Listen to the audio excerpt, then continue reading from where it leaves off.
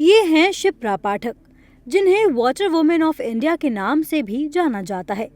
शिप्रा पाठक ने अपना पूरा जीवन स्वच्छता और पर्यावरण संरक्षण के लिए समर्पित कर दिया है।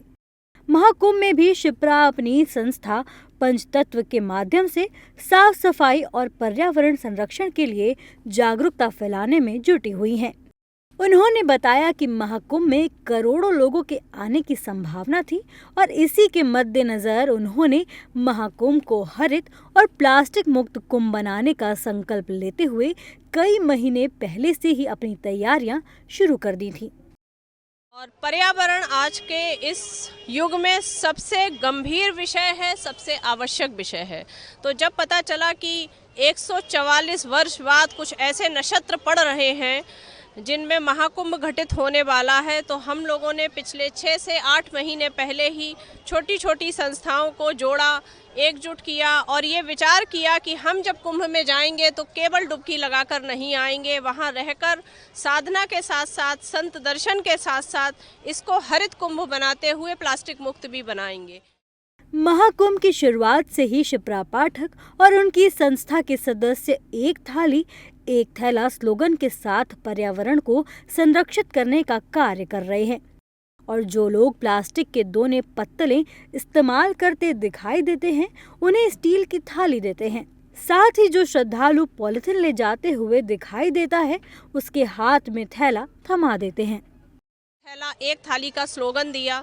हम शिविरों में मिले, अखाड़ों में मिले, साधु संतों से मिले और जहाँ जहाँ प्लास्टिक की पत्तलें या प्लास्टिक के दोने यूज़ हो रहे थे वहाँ निःशुल्क हमने थालियाँ दी। अगर कोई तीर्थयात्री पन्नी ले जाता हुआ दिखता है तो उससे पन्नी लेकर हम उसको थैला देते हैं और कहते हैं पूरा कुंभ इस थैले का प्रयोग करिएगा।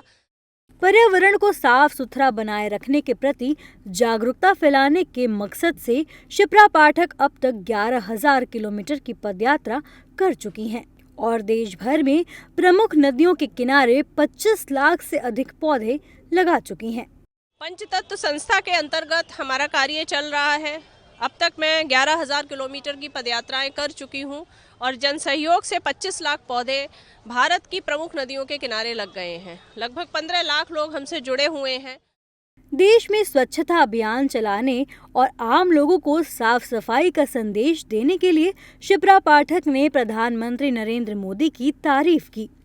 साथ ही उन्होंने लोगों से इस कार्य में अपनी अधिक से अधिक भागीदारी सुनिश्चित करने की अपील भी की।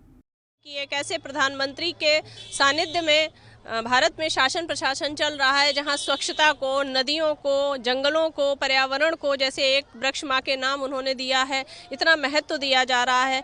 जब देश का राजा कुछ कहता है तो उसका असर पड़ता है, लेकिन केवल राजा के कह देने भर से काम नहीं चलेगा। नागरिकों को राजा का कहा हुआ क्रियान्वयन भी करना पड़ेगा। महाकुंभ में वाटर वुमेन ऑफ इंडिया के नाम से चर्चित शिप्रा और उनकी टीम लगातार स्वच्छता कार्य में जुटी है और यहां आने वाले लाखों श्रद्धालुओं को प्रकृति की रक्षा एवं नदियों को साफ रखने का मैसेज दे रही हैं।